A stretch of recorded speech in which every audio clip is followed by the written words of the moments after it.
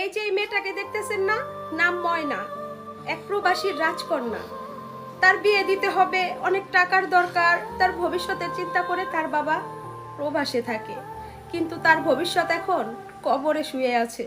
গতকাল সোমবার আসরের সময় মেয়েটির জানাজা হয়েছে, কিন্তু মেয়েটি তো কোনো কঠিন রোগে আক্রান্ত হয়ে মরেনি। মেয়েটা সম্পূর্ণ সুস্থ, হাসি খুশি ছিল। কে জানতো পুরুষ নামে কই থাবায় এই মেয়েটিকে অকালে প্রাণ দিতে হবে। আজ প্রবাসী বাবা চিৎকার করে ডাকতেছে তার কন্যাকে, কিন্তু সাড়া দিচ্ছে না।